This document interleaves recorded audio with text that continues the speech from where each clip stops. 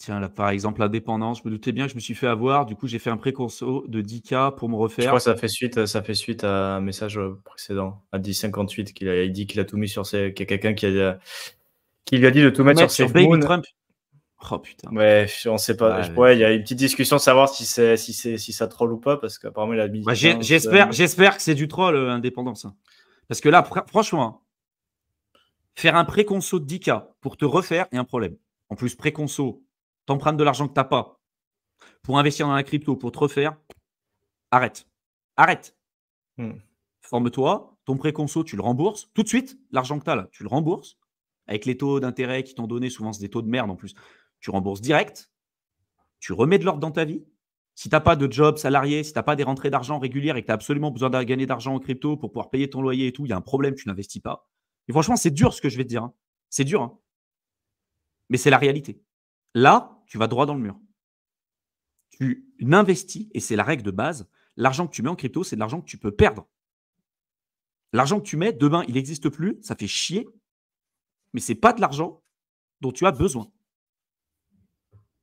Si tu mets de l'argent, là, un préconçu en plus pour te refaire, l'aspect psychologique que tu vas avoir derrière, il est terrible. Tu vas perdre cet argent-là, et en plus, c'est de l'argent que tu ne peux pas perdre avec un taux d'intérêt qui est élevé. Donc, tu vas encore plus te mettre dans la merde. Arrête. Forme-toi, prends le temps, remets de l'ordre dans ta vie, crée-toi une épargne de sécurité et une certaine stabilité, des revenus réguliers, etc. Mets de l'épargne de côté et après cet argent-là que tu as mis de côté, une fois que tu as fait ton épargne de sécurité et que tu n'as plus de mauvaises dettes non plus, si tu as des mauvaises dettes, tu les rembourses en priorité. Et si tu n'as plus de mauvaises dettes et tout et que c'est ce surplus-là que tu as, forme-toi et après tu investis. Mais l'investissement, ça vient après. Les gens pensent qu'il faut investir pour se sortir d'une position compliquée et difficile qui, en plus de ça, est presque immédiate, en fait, parce qu'on n'a pas le choix, on doit gagner de l'argent maintenant. Ça, c'est le meilleur cocktail et le meilleur moyen pour accentuer encore les merdes qui t'arrivent. C'est très cru, hein, ce que je te dis. Hein. Et je m'en fous, hein, je ne suis pas là pour YouTube pour me faire des amis, je m'en fous. C'est des conseils que je donnerais à mon meilleur ami, à mon frère, à ma mère, à mon père, vraiment. Et Théo peut en témoigner, je parle comme ça aussi dans la vraie vie. Hein.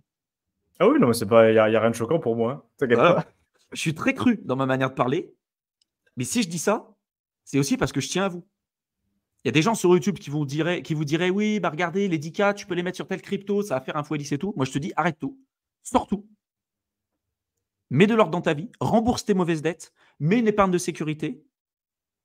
Et une fois que tu as un surplus et que psychologiquement, ça fonctionne bien dans ta tête, tu peux commencer à retourner sur le marché. Des opportunités, il y en aura tout le temps.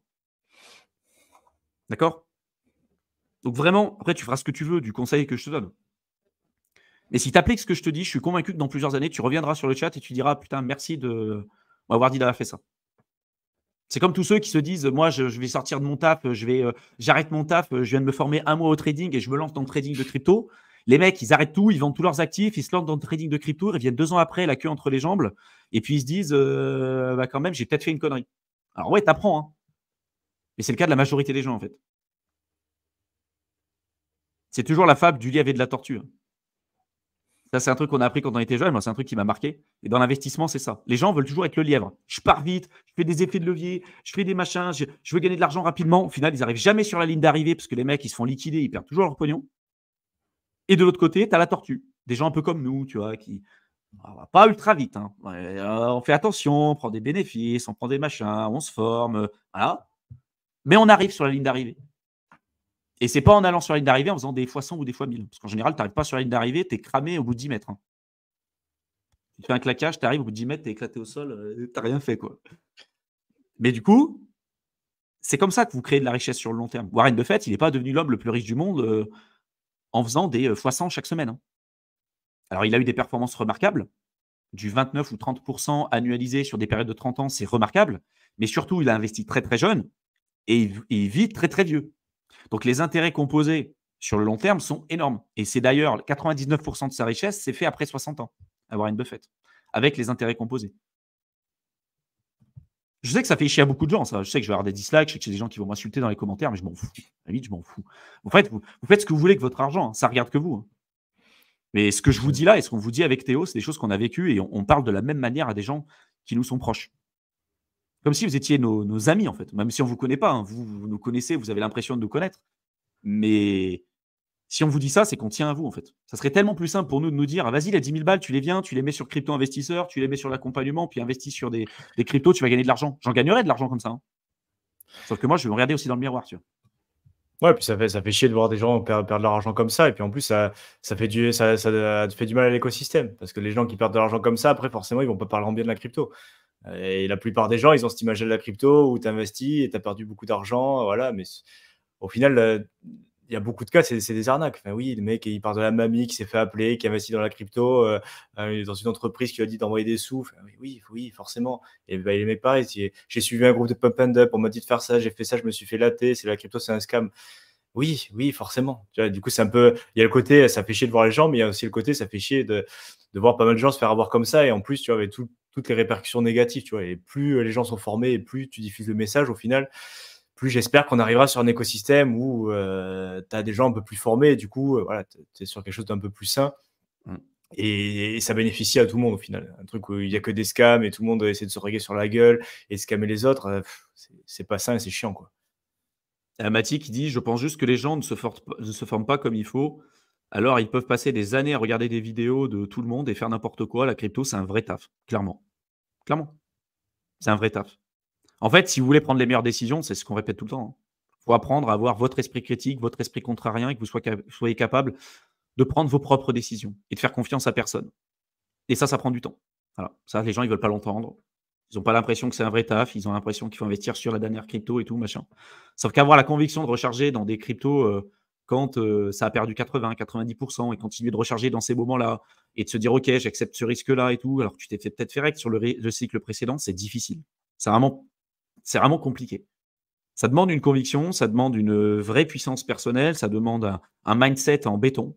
Et soit, en fait, ce truc-là, vous le développez vous-même et au profit de au détriment de votre temps libre et au détriment peut-être aussi de votre santé mentale, psychologique, émotionnelle, parce que la crypto, c'est aussi le prix que vous allez devoir payer. Hein. Soit, bah, finalement, vous apprenez des erreurs des autres et vous faites accompagner par des gens qui ont déjà suivi le chemin, qui ont déjà débroussaillé le chemin pour vous. Voilà. Tout est possible. Hein. Nous, on a commencé aussi tout seul, hein, un peu, hein, au départ. Hein. Rapidement, on a compris qu'il fallait se former aussi. Hein. Rapidement, parce que quand vous commencez à investir et que vous vous faites rug, 1 fois, 2 fois, 3 fois, vous investissez dans des mauvais trucs, vous commencez à perdre des dizaines, voire des centaines de milliers d'euros sur des erreurs toutes connes, hein, vous vous remettez en question quand même, hein. Parce que quand vous mettez en lien l'épargne qu'il vous faut pour accumuler peut-être, 100-200 000 € et que vous faites un mauvais choix et que ces 200 000 €, vous voyez que vous pouvez les perdre assez rapidement, vous dites: «OK, punaise, 200 000 €, ça représente combien? 30 ans d'épargne? Peut-être fait une connerie là». Alors et ça arrive tout le temps en crypto, tout le temps. Et c'est pour ça qu'on est aussi cru dans notre manière de parler. Oui, la crypto offre de superbes opportunités. Oui, il y a des choses super que vous pouvez faire. Par contre, c'est pas n'importe comment. Et ça se fera forcément avec un coût. Un coût en temps, un coût en énergie, un coût en argent, un coût en expérience, un coût en opportunité. Il y a un coût à payer, il y a un prix à payer. Que vous le vouliez ou non. Il y a un coût à payer. Voilà. Et il y en a beaucoup qui veulent pas veulent pas le comprendre. En France, on a un gros problème avec ça. Mais peu importe. Je continuerai de dire ce que je pense, parce que je pense que ça peut aider énormément de gens. Mais vraiment, ouais, comme dit Amati, hein.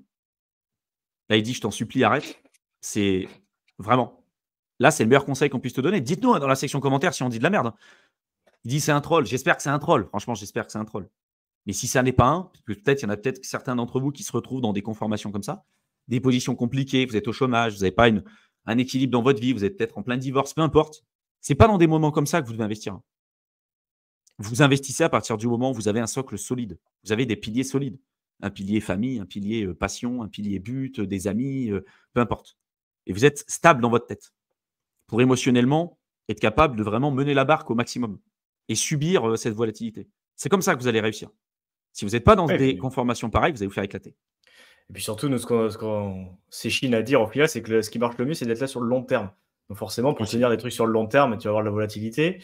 Et du coup, il ne faut pas avoir besoin de l'argent. Enfin, ça paraît basique et des fois, je me dis, putain, mais il faut le répéter ou pas. Mais c'est vrai que pour des gens, au final, qui peuvent découvrir ce discours, parce que nous, ça fait longtemps qu'on est dedans, mais c'est vrai qu'au final, il faut quand même le répéter parce que ça paraît pas forcément logique pour tout le monde. Tu vois, c'est des trucs, ça nous paraît assez logique, mais c'est vrai que si tu regardes toutes les études, tous les trucs te disent pour ce qui marche le mieux, dans tous les investissements, c'est d'être là sur le long terme, du coup, il faut mettre en position de pouvoir tenir un truc sur le long terme. Et c'est vrai que si tu es sur le court terme, tu vas avoir besoin d'argent ou tu es dans les dettes jusqu'au cou ou potentiellement tu n'es pas stable, c'est complètement illusoire de penser que tu vas pouvoir tenir une stratégie sur le long terme dans n'importe quelle classe d'investissement d'ailleurs, ou n'importe quel, tu vois, si tu sais que tu vas avoir besoin d'argent rapidement et que tu peux pas te permettre de le laisser, tu pourras pas tenir sur le long terme et du coup, tu mets en danger la stratégie qui potentiellement marche le mieux, quoi.